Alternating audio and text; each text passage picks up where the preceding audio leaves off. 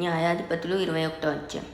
ఇశ్రాయేలీయులు తమలో ఎవడునూ తన కుమార్తెను బెన్యామీనీకి ఇయ్యకూడదని మిస్పాలో ప్రమాణము చేసుకొని ఉండిరి. ప్రజలు బేతేలుకు వచ్చి దేవుని సన్నిధిని సాయంకాలం వరకు కూర్చుండి, యెహోవా ఇశ్రాయేలీల దేవా, నేడు ఇశ్రాయేలీలలో ఒక గోత్రము లేకపోయెను, ఇది ఇశ్రాయేలీలకు సంభవింపనేలా అని బహుగా ఏడ్చిరి.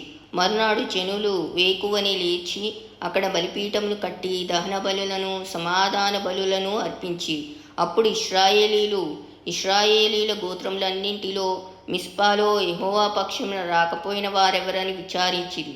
ఏలైనగా అట్టివారికి నిశ్చయంగా మరణశిక్ష విధింపవలనని ఖండితంగా ప్రమాణం చేసి ఉండిరి.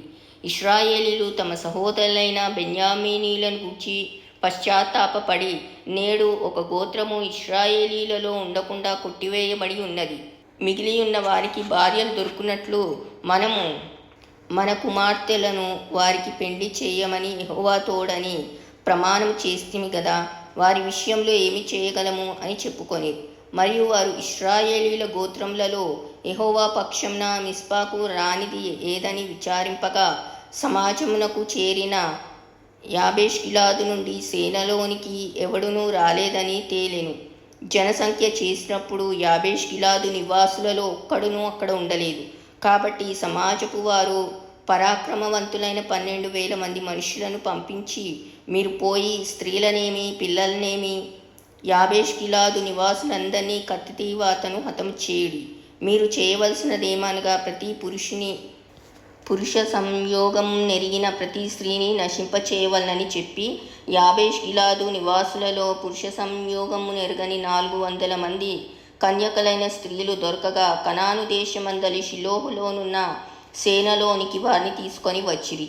ఆ సర్వ సమాజము రిమ్మోను కొండలోనున్న బెన్యామీనీలతో మాటలాడుటకును వారిని సమాధానపరచుటకును వర్తమానం పంపగా, ఆ వేళను బెన్యామీనీలు తిరిగి వచ్చిరి. అప్పుడు వారు తాము యాబేష్గిలాదు స్త్రీలలో బ్రతకనిచ్చిన వారిని వారికిచ్చి పెండ్లి చేసిరి.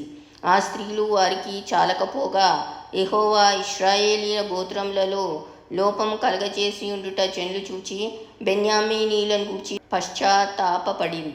సమాజ ప్రధానులు బెన్యామీను గోత్రంలో స్త్రీలు నశించి ఉండుట చూచి, మిగిలిన వారికి భార్యలు దొరుకునట్లు మనమేమి చేయుదుమని యోచించుకొని, ఇశ్రాయేలీలలో నుండి ఒక గోత్రము తుడిచివేయబడకుండునట్లు బెన్యామీనీలలో తప్పించుకొనిన వారికి స్వాస్యం ఉండవలననిరి.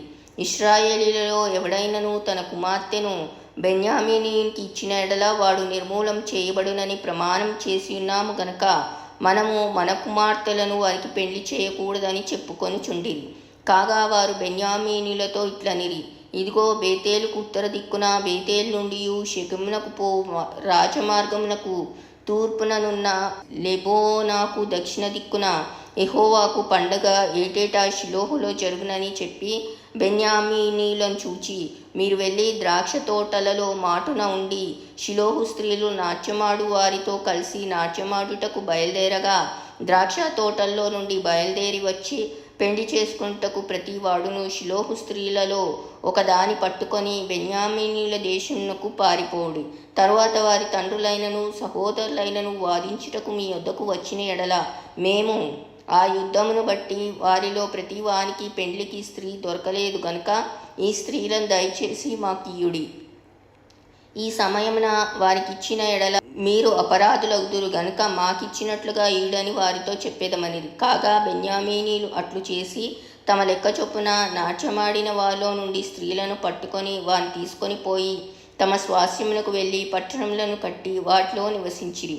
అటు పిమ్మట ఇశ్రాయేలీలలో ప్రతి వాడును అక్కడి నుండి తమ గోత్రస్థానములకును కుటుంబములకును పోయెను.